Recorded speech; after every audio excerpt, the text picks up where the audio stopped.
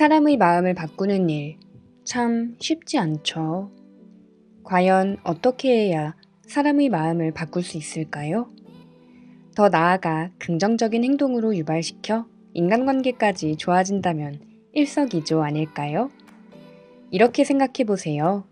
관점을 전환해 말하는 방법을 바꾸면 상대방의 마음을 얻을 수 있다. 그렇습니다. 답은 사소한 말투에 있습니다. 말투 하나만 바꿔도 상대방의 관점을 움직일 수 있는 4가지 방법이 있는데요. 지금부터 자세하게 하나씩 소개해 드리겠습니다. 말투 하나로 상대방의 관점을 움직이는 4가지 방법. 첫 번째는 프레이밍 효과입니다. 똑같은 내용의 말이라 하더라도 긍정적으로 들리는 표현과 부정적으로 들리는 표현이 있습니다. 이를테면 돈을 잘 쓰지 않는 사람을 우리는 구두쇠라고 부릅니다. 그런데 같은 사람을 가리켜 절약가라고 부르면 어떤가요? 같은 사람이 부정적이 되었다가 금방 긍정적인 사람이 됩니다. 상대를 처음 만나거나 충분히 친분이 쌓이지 않았을 때는 최대한 긍정적으로 들리는 말을 선택하는 것이 좋은데요. 이를 긍정적인 프레이밍 효과라고 부릅니다. 같은 내용이라도 어떤 프레임을 설정해서 말하는지에 따라 상대방에게 기분 좋게 들릴 수도 있고 심사를 뒤틀리게 할 수도 있는 것이죠. 네덜란드 바워닝언 대학교의 심리학자 조너선은 건강증진 캠페인 문구를 2가지 방식으로 작성해 사람들에게 보여주었습니다. 똑같은 내용이지만 한쪽은 긍정적, 다른 한쪽은 부정적인 인상을 주는 문구였죠. 긍정적인 문구는 충분히 운동하면 근력이 생기고 장수할 수 있습니다. 부정적인 문구는 충분히 운동하지 않으면 근력이 떨어지고 일찍 죽습니다. 두 문장 모두 건강에 주의하라는 내용이었습니다. 하지만 읽은 사람들 가운데서 수용될 확률이 더 높은 문장은 긍정적인 표현이었죠. 남을 설득할 때, 특히 이해관계가 첨예한 협상의 자리에서는 최대한 상대방에게 이익이 있는 것처럼 말해야 합니다. 즉, 상대방의 긍정적인 감정을 끌어내는 프레이밍을 짜야 승리할 확률이 높은 것입니다. 평범한 일상에서도 충분히 활용이 가능합니다. 남녀가 데이트를 하는 상황입니다. 오늘은 햇볕이 강한데다 밖은 더우니까 집에서 영화나 볼까? 라고 제안하기보다 햇볕이 강해서 네 하얀 피부가 타면 안 되니까 집에서 영화나 보자 라고 하면 어떨까요? 데이트를 대충 때우려는 듯한 부정적인 인상을 주지 않고 좀 더 순순히 받아들여지지 않을까요? 살이 찐 남자친구에게 대놓고 뚱보야 살 빼 라고 하기보다 조금만 머리를 굴려 믿음직스럽다, 통통해서 귀엽다, 사랑스럽다 라고 프레이밍을 바꿔보세요. 무엇을 표현하든지 어떤 내용이든지 약간 더 신경 써서 생각해보면 얼마든지 긍정적인 표현으로 바꿀 수 있습니다. 잊지 마세요. 프레이밍 효과. 최대한 긍정적으로 틀을 짜보세요. 매우 강력합니다. 말투 하나로 상대방의 관점을 움직이는 4가지 방법. 두 번째는 넘버 효과입니다. 상대방에게 뭔가를 부탁할 때는 아무렇지 않게 숫자를 넣어보세요. 당신을 한층 지적인 사람으로 보이게 할 것입니다. 이 방법은 꽤나 효과가 크기에 학계에서는 넘버 효과라는 이름으로 불립니다. 워싱턴 대학교의 리처드 옐치는 직장인 126명을 2그룹으로 나눠 한쪽 그룹에는 이 시스템을 도입하면 인건비가 크게 줄어듭니다. 처럼 숫자를 넣지 않은 설득 문자를 읽게 했습니다. 다른 한쪽 그룹에는 이 시스템을 도입하면 인건비를 5%에서 최대 45%까지 삭감할 수 있습니다.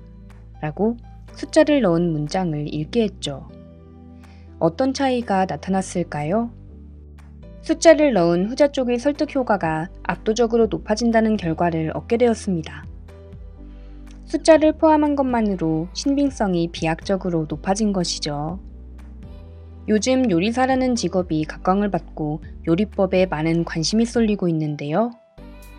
그런데 요리책을 읽다가 너무나도 추상적인 안내 문구 때문에 프라이팬을 뒤엎어버리고 싶은 충동을 느꼈다는 사람들이 많습니다.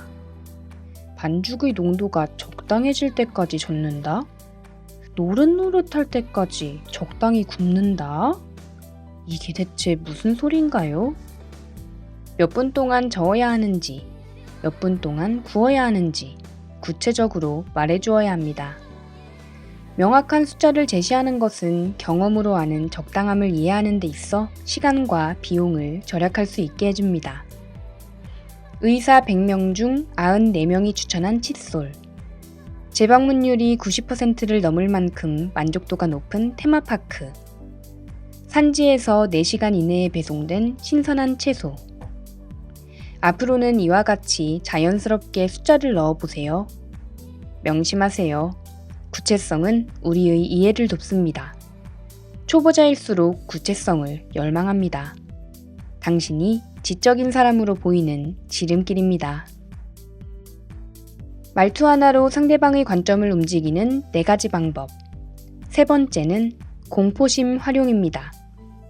상대방이 애매한 태도를 보일 때 공포심을 활용해 보세요. 오번 대학교의 마이클 레이처 교수는 말합니다. 공포심을 느끼게 하는 광고가 다른 광고보다 사람들에게 어필하는 힘이 훨씬 강하다는 사실이 속속들이 밝혀지고 있습니다. 광고 외에 또 어디에다 공포심을 활용할 수 있을까요? 오늘날 남녀관계에서 활용할 만듯한데요. MIT의 조슈아 에커먼은 여러 커플들에게 먼저 고백한 사람은 누구인가 라고 묻는 조사를 수년간 해왔습니다. 초기에는 65%에서 70%가 남성이었습니다. 그런데 시간이 지날수록 흥미로운 변화가 나타났습니다. 남성이 먼저 고백하는 수치가 점점 줄어들었던 것입니다. 알고 보니 남성들은 좋아하는 마음이 적지 않았음에도 불구하고 애써 망설이거나 단념하는 경우가 잦아졌습니다. 자연스럽게 여성들로부터 이런 고민 상담이 많아졌습니다. 언제까지 고백을 기다리기만 해야 할까요? 제가 먼저 할까요? 일본의 사회심리학자 요시히토는 초식남이 대세로 떠오른 현재의 일본의 여성들에게 흥미로운 조언을 합니다. 남성들에게 압박이 필요합니다. 요컨대 빨리 고백하지 않거나 결혼 구애를 하지 않으면 당신이 사라질지도 모른다는 공포심을 느끼게 하는 것입니다. 이렇게 말하십시오. 다음 달에 부모님이 소개해준 사람과 맞선을 봐야 하는데 직장의 남자 후배가 몇 번이나 같이 식사를 하자고 해서 거래처 부장님이 나를 굉장히 마음에 들어 하셔서 끈질기게 자기 아들과 선을 보자고 하더라고. 오늘날 태도를 분명하게 하지 않는 남성은 어느 정도 압박을 가하지 않으면 계속 결단을 내리지 못하기 때문입니다. 조금이라도 당신을 마음에 두고 있다면 다른 남성에게 빼앗기는 위험을 피하기 위해서라도 그 즉시 당신에게 다가올 것입니다. 그런데 공포심으로 위협을 했는데 만일 상대가 별 반응을 보이지 않는다면 어떻게 해야 하냐고요? 당신에게 연애 감정이 전혀 없는 것입니다. 다른 사람을 참는 편이 현명할지 모릅니다. 잊지 마십시오. 대부분의 사람들은 공포심을 느끼기 전에 현재의 관계를 그저 타성적으로 유지하려 하는 경향이 강하고 공포심이 없으면 변화는 필요 없다고 판단하는 것이 대부분이라는 것을요. 사람은 공포심을 느끼면 그 공포심을 피하기 위해서 반드시 행동에 나서게 되어 있습니다. 말투 하나로 상대방의 관점을 움직이는 4가지 방법. 네 번째는 말에 진심 담기입니다. 말을 할 때는 무슨 말을 할까? 만큼 중요한 것이 어떻게 말을 전할까인데요. 어떻게 전달하는지가 중요하다는 말은 억양을 부드럽게 한다든지 적절한 미사여구를 넣는다든지 등 단순한 말이 기교를 뜻하는 것이 아닙니다.